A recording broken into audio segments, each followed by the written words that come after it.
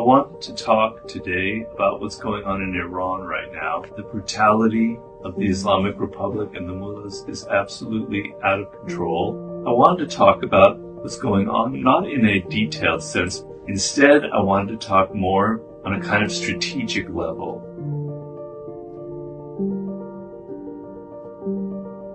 The first thing to understand is these kind of totalitarian, authoritarian regimes, they might appear very strong, and as they say, the crackdown has been very brutal, but they're incredibly fearful. They appear strong, but they're actually riddled with all kinds of weaknesses. And their weakness is the fear that they have. They have all of the money. They've monopolized the wealth of your country.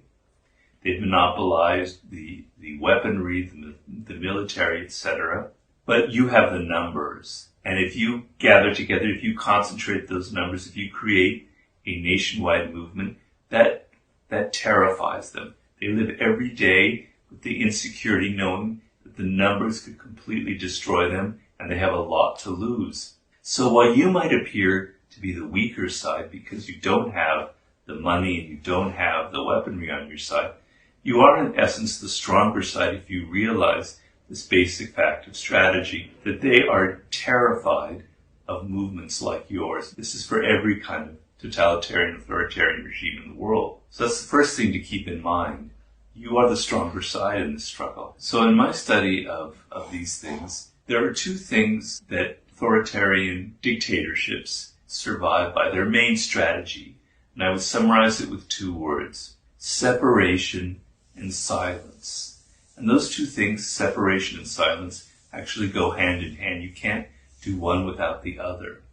And what I mean by this is, since you have the stronger hand in this through the numbers of people, literally, quantity, their main strategy is to keep you continually separated. If you join together in any form, in any kind of public way, through demonstrations, through unions, whatever, that gives you power. So their whole game is to keep you continually separated. And I compare it to some kind of machine that is continually kind of grinding things down and separating them to smaller and smaller and smaller pieces. They want you to be spending most of your time at home, worrying about how to get by with money and concerned about your own private life, as opposed to thinking about the country as a whole. They want to separate you in various ways. They want to pit men versus women. They want to pit Persians versus Kurds. They want to pit upper classes versus middle classes.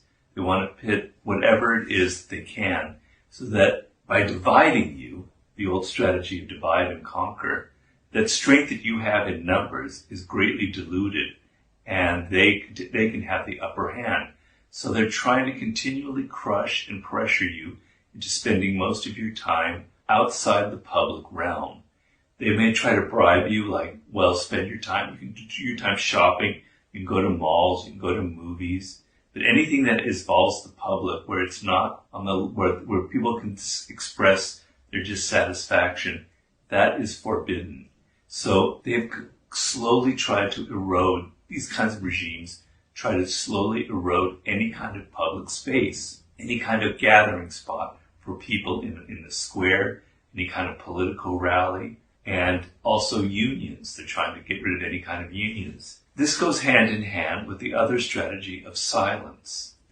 And the thing is, in these kinds of situations, in countries that are suffering under these kinds of regimes, most people, the majority of people, are quite miserable. You have no power. You live in terror. You live in fear. But you don't get to express that. You're not mingling with other people. There's no outlet for it, except maybe on social media, which they greatly control, and there's lots of censorship. They control the media, the mainstream media, as it were. So they envelop you in this kind of silence, where everybody is unhappy, or most people in Iran or in these countries, 90%, 95% are deeply unhappy about it, but there's no way to understand that everybody else feels the same way. I like to call that a public secret. It's shared by everybody in the public, but it's a secret that nobody gets to talk about or express. So they're trying to continually silence you by controlling the internet, by controlling social media, by getting rid of all kinds of spaces where you could congregate and express and understand that most people in the country feel the same way. The main response on your side is to overcome this separation, to show that this idea that you are separated is an illusion, that this idea that you're not unhappy, that you're not miserable is an illusion. You want to break this kind of spell that they have created over you where you're all separated, you're all living in your private homes, you're all living in your little neighborhoods and nobody's communicating with one another. So you want like a nationwide movement. You want to open the doors so that everybody is seen together, visibly seen together. The more numbers, the better. And you want to try and resist this kind of dynamic that they're foisting upon you of continual separation. So what is happening in these movements, and we've seen it in Sri Lanka, we've seen it in Russia, we've seen it in other parts of the world, in the Arab Spring movement, where there is this beginning of this swelling movement among the populace that's growing, is that they're going to continually try to pit one side against another. They want to kind of fracture your movement. They want to make it seem that you are actually going to create more problems, that businesses are going to fail, that you're going to make life worse for people in this country. So they're going to try and separate the working classes from the elites, etc., or men versus women, because this is a movement that largely at first was generated by women with the Amini protest, which is one of the most important factors in your favor, actually, because the thing is, if you get women involved in a movement like this, it's women from all classes, women from all ethnicities. This bridges all of the separation gaps that they're trying to create. You're overcoming this separating tendency they're bringing through actually the organizing of women of all classes and ethnicities throughout the country. But they're going to try and separate you, and you have to resist this with all of your might. So you're all in this together. Every person, every ethnicity, every faction is in this together. And you're not going to fall for the dynamic where they're going to try and separate you on any level. The other thing is the silence. You have to be continually voicing and making it apparent and making it clear so that this public secret becomes public knowledge. Everybody in the country knows what is going on. Everybody knows that everybody else, their neighbors, are equally unhappy. Everyone has the same similar kind of complaints and gripes and is suffering in the same way. And your voices are raised, and you're raising it continually. You're shouting from your balconies. You're shouting from the rooftops. You're giving slogans out. You're breaking the spell of silence they're trying to foist on you on a day-to-day basis. Now, the thing I've come to learn in studying these movements is the element of time, which is an incredibly important factor. Because what often happens is there's this initial burst, this initial wave of anger that kind of overcomes everything I talked about. It overcomes the separating dynamic. It overcomes the silence. And then it tends to fritter away because that's human nature. It's hard to sustain this for very long. And so what will happen is, in the beginning, there'll be these moments where it's kind of crystallizes these protests. And then there'll be these gaps of like a couple of weeks where nothing will happen. And then it kind of grows longer and longer and longer. And the whole thing kind of peters out. And then the crackdown the situation becomes even worse because they have learned from your protest movement how to fight more effectively against it, how to crush you even more brutally. And they're going to do it, and they're going to find other ways. So it's a very dangerous moment. And what I've discovered is what I call is a wave theory of these kind of demonstrations. If you come at them with protests day after day after day, I mean every day, it's tiring, it's exhausting. It's hard to get people to be involved in that. It's taking a lot of energy and time and commitment on people's part. And also, if you're coming day to day to day, the crackdown will be even stronger. You'll bring out the worst, because once again, remember, they live in their terror of you. And so they're going to overreact. And that overreaction can be very, very violent. But if you let too much time go by, if like a week goes by or 2 weeks go by, the energy starts to flag. And what I've noticed is these kind of waves. If every few days or every week you hit them with a new wave, you're out on the streets with a new, in different cities in different parts on a day-to-day basis. Now, the thing I've come to learn in studying these movements is the element of time, which is an incredibly important factor. Because what often happens is there's this initial burst, this initial wave of anger that kind of overcomes everything I've talked about. It overcomes the separating dynamic, it overcomes the silence. And then it tends to fritter away because that's human nature. It's hard to sustain this for very long. And so what will happen is, in the beginning, there'll be these moments where it's kind of crystallizes these protests, and then there'll be these gaps of like a couple of weeks where nothing will happen, and then it kind of grows longer and longer and longer, and the whole thing kind of peters out, and then the crackdown the situation becomes even worse, because they have learned from your protest movement how to fight more effectively against it, how to crush you even more brutally, and they're going to do it, and they're going to find other ways. So it's a very dangerous moment. And what I've discovered is what I call is a wave theory of these kind of demonstrations. If you come at them with protests day after day after day, I mean every day, it's tiring, it's exhausting. It's hard to get people to be involved in that. It's taking a lot of energy and time and commitment on people's part. And also, if you're coming day to day to day, the crackdown will be even stronger. You'll bring out the worst, because once again, remember, they live in their terror of you. And so they're going to overreact. And that overreaction can be very, very violent. But if you let too much time go by, if like a week goes by or 2 weeks go by, the energy starts to flag. And what I've noticed is these kind of waves. If every few days or every week you hit them with a new wave, you're out on the streets with a new, in different cities, in different parts, or for a different reason, or for different groups, but it's continual. So there'll be a lull for a few days where everybody kind of takes their breath, and you come at them again with even a bigger wave, bigger and bigger and bigger, and you keep the pressure on them continually, long enough so that you start to create cracks in them. This is what happened recently in Sri Lanka, for example.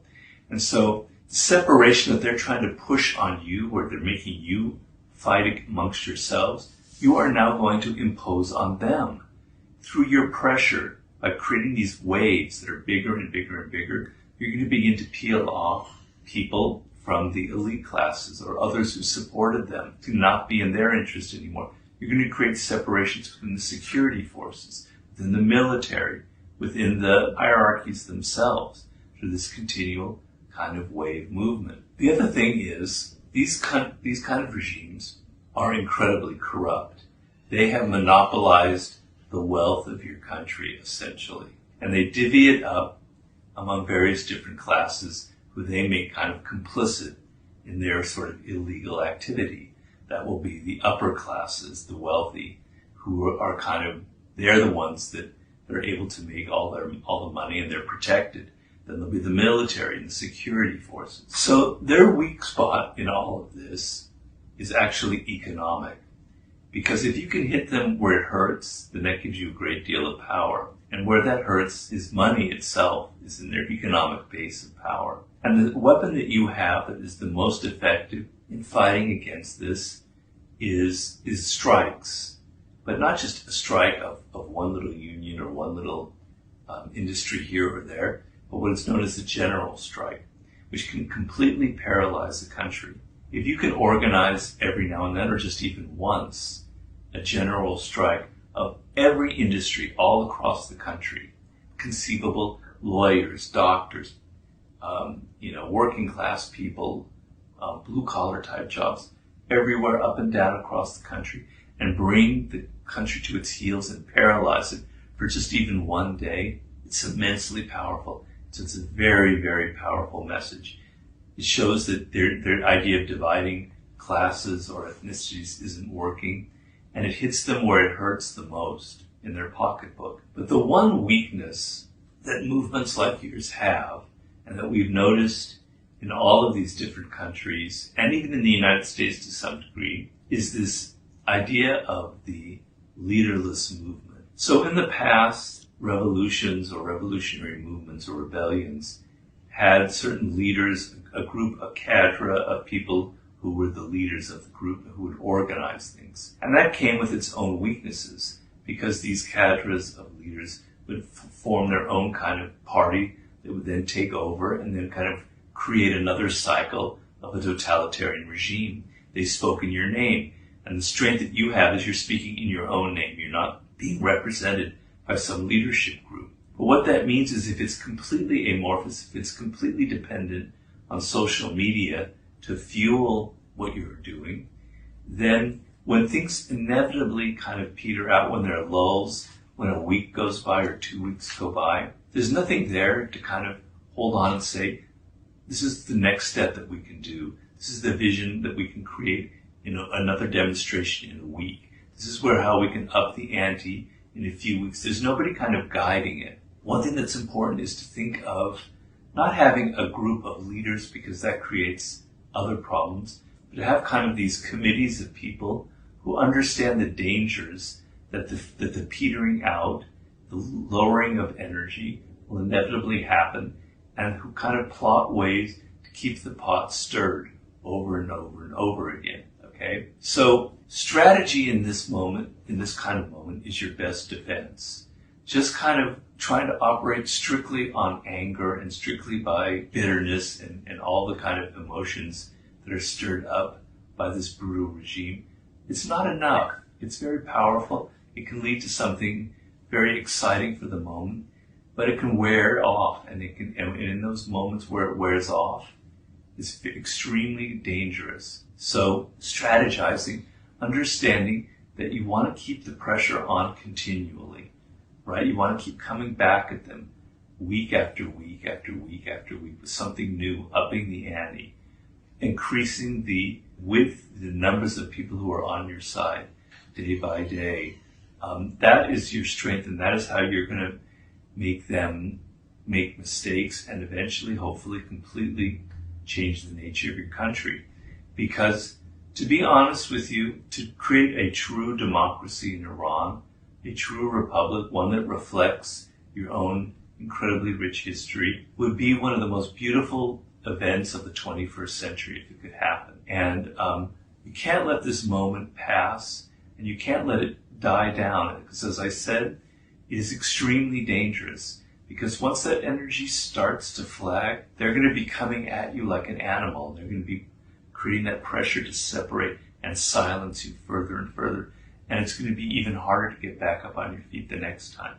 You know, these things have to create their own momentum, and it must be continual. So your power, your strategy must be, how can we continually keep the pot stirred, not just for weeks, but for months, until things start to crack on their side. They're wanting you to crack and you to divide by class, by faction, and you're trying to get them to crack. So keep the whole thing as unified as possible. Have, the fact that it's being led by women and fueled by women is the greatest thing in your favor. And understand that so many of us here in the West and in the United States and elsewhere, we're following events very closely, everything I can about Iran. You have all of my sympathy. I'm 100% for you. And I hope this has some value for you moving forward. Thank you very much.